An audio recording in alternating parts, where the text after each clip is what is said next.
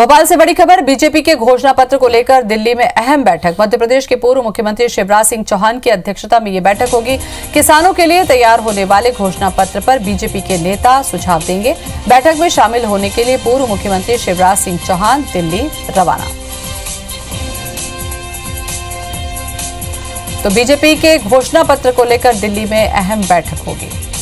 सुधीर दंडोतिया हमारे साथ में जुड़ चुके हैं। सुधीर, घोषणा पत्र का बड़ा रोल देखने को मिला इस बार चुनाव में। आपको लगता है इस पे कोई कसर नहीं छोड़ना चाहेगी पार्टी और इसी के मद्देनजर इसमें खास सुझाव या टिप्स दिए जाएंगे?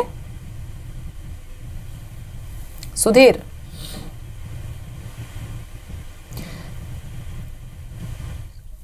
आपको आवाज मिल रही है मेरी? जी बिल्कुल। जैसे किसानों को लेकर शिवराज सरकार ने जो कामकाज किए थे, उन तमाम कामकाजों को लेकर केंद्र में अभी भी शायद ये लगता है बीजेपी को कि किसानों की बेहतरी के लिए काफी ज्यादा काम किया गया था। और लगातार मध्य प्रदेश को 5 साल जो कृषि कर्मठ अवार्ड मिला, उसमें शिवराज सिंह चौहान की बड़ी एक भूमिका थी। और यही वजह है कि आज किसानों को लेकर घोषणा पत्र जो समिति है उसकी एक बैठक होने वाली है। मुख्यमंत्री शिवराज सिंह चौहान जो पूर्व मुख्यमंत्री मध्य प्रदेश के, वो अध्यक्षता इस बैठक की करने वाले हैं। और किसानों को लेकर घोषणा पत्र में क्या कुछ बिंदु शामिल किए जाएं, इन तमाम बिंदुओं को लेकर घोषणा पत्र समिति के जो सदस्य हैं वो अपने सुझाव देंगे। ये माना जा रहा है कि कर्ज माफी का मुद्दा जिस तरीके से 3 राज्यों में कांग्रेस ने उठाया था, उसकी काट बीजेपी को निकालना जरूरी है। और हो सकता है कि पूरे देश में जो कांग्रेस घोषणा पत्र लागू करे उसमें किसानों की कर्ज माफी का ऐलान किया जाए।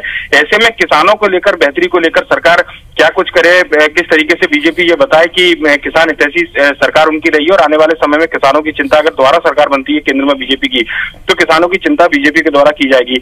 तो ये तमाम ऐसे बिंदु हैं जिनको लेकर आज चर्चा की जानी है। और देखना होगा कि किसानों को लेकर घोषणा पत्र में क्या क्या घोषणाएं बीजेपी शामिल करती है। पूर्व मुख्यमंत्री शिवराज सिंह चौहान बैठक में शामिल होने के लिए गए हैं और देखना होगा कि मध्य प्रदेश की ओर से जो काम उन्होंने किए थे उसमें क्या कुछ सुझाव उनकी ओर से दिए जाते हैं। सुधीर, ये एक चीज जो हमने देखी कि 15 साल बाद सत्ता में वापसी के लिए कांग्रेस ने हर उन बिंदुओं को घोषणा पत्र में शामिल किया जो एक आम व्यक्ति से, एक मध्यम वर्गीय व्यक्ति से जुड़ा हुआ होता है। आपको लगता है कि अब शिवराज जो सरकार रही पूर्व में, उनके पास में ऐसे कोई मुद्दे बचे हैं जिनको लेकर वो काट तलाश कर पाएगी? देखिए, निश्चित तौर पर कहना कि किसानों के लेकर जो एक समर्थन मूल्य की बात हो, भावांतर योजना में जो उड़द और दलहन की जो फसलें थी उनको लेकर बात हो, ये तमाम ऐसे बिंदु थे जिनको लेकर किसानों की बेहतरी के लिए सरकार ने काम किया था। कि बीमा, फसल बीमा की अगर बात करें तो शिवराज सरकार जो मॉडल लेकर आई थी उसको केंद्र सरकार ने भी सराहा था और उस समय किसानों की बेहतरी के लिए काम किया गया था। पर लेकिन कर्ज माफी एक ऐसा मुद्दा रहा जो कि किसानों के सीधे कहीं ना कहीं लाभ से जुड़ा हुआ था।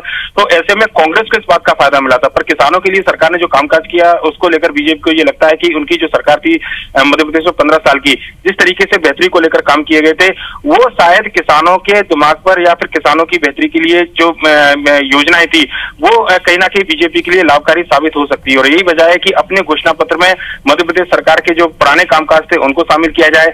किसानों के कर्ज माफी के जो कांग्रेस की जो घोषणा है उसके काट के लिए और कौन से बिंदु शामिल किए जाएं, ये तमाम ऐसे बिंदु हैं जो इस बैठक में शामिल होने वाले हैं। और पिछली सरकार जो थी उसमें किसानों की बेहतरी को लेकर कुछ एक जो मॉडल अपनाए थे, क्या उन मॉडलों को पूरे देश भर में लागू किया जाए? अगर बीजेपी की सरकार बनती है तो घोषणा पत्र में उनको शामिल किया जाए। ये ऐसे तमाम बिंदु हैं जो कि इस बैठक में चर्चा के दौरान रहने वाले हैं। और घोषणा पत्र जब आएगा तो निश्चित तौर पर इसकी झलक भी उसमें साफ दिखाई देगी। चलिए, अब देखने वाली बात होगी सुधीर की क्या काट निकालकर कौन से ऐसे मुद्दे घोषणा पत्र में बीजेपी शामिल करेगी। बहुत बहुत शुक्रिया आपका तमाम जानकारी के लिए।